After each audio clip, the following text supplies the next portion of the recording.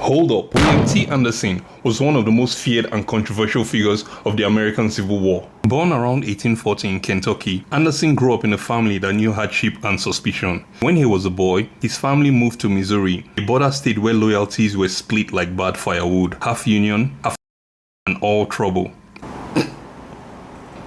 Anderson's youth was marked by tension, poverty, and a sharp sense of pride that would one day fuel his violent reputation. By the early 1860s, Missouri was a powder keg. Warfare had become the norm, and law and order were taking a very long vacation. Anderson initially tried living a quiet life, but after Union troops arrested his father, who was later deleted under murky circumstances, his patience with the Union troops evaporated faster than whiskey on a hot day.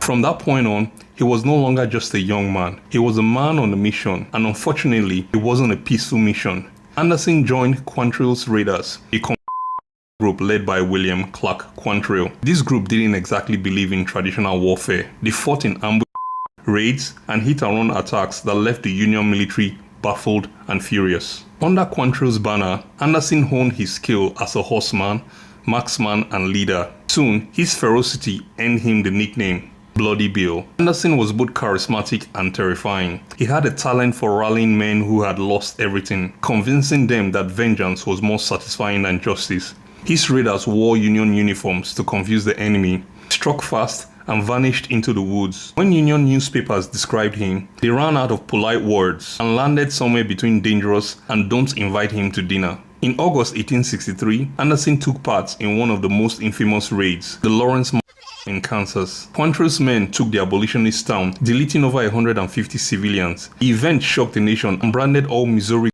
as murder.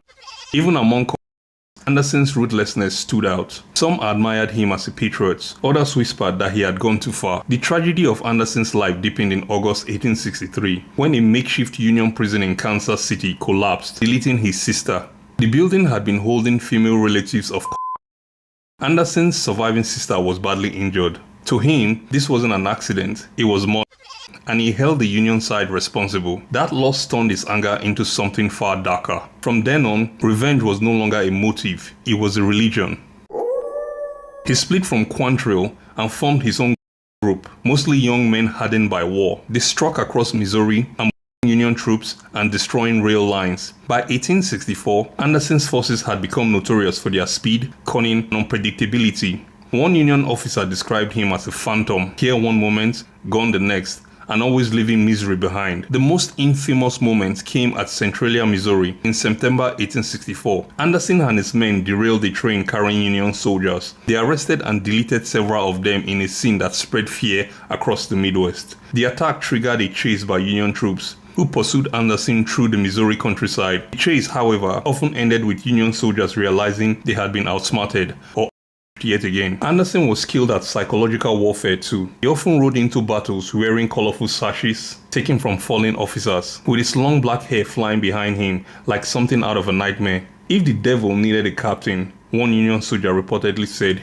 he will ride with Anderson. It wasn't a compliment, but it wasn't entirely wrong either. By late 1864, Anderson's reputation had grown so fearsome that even generals wanted him restrained. General Sterling Price, who led forces in Missouri, saw Anderson as a liability. He fights for no flag, Price complained, only for his own rats. In October 1864, while retreating north, Anderson's luck finally ran out. Near Albany, Missouri, Union troops under Major Sam Cox ambushed his force. During the skirmish, Anderson was hit in the head and deleted instantly. His passing was confirmed when Union soldiers found his body, still wearing fine clothes with pew-pews in both hands. When the news spread, some in Missouri rejoiced while others mourned. To his followers, he had died a hero. To his enemy, he was finally gone, and not a moment too soon. His body was photographed, a rare act at the time, as proof that the legend of Bl00dy Bill had ended. Some said he had been too wild for either side to control. Others claimed his ghost still rode through the woods on misty nights, though that might have just been terrified squirrels.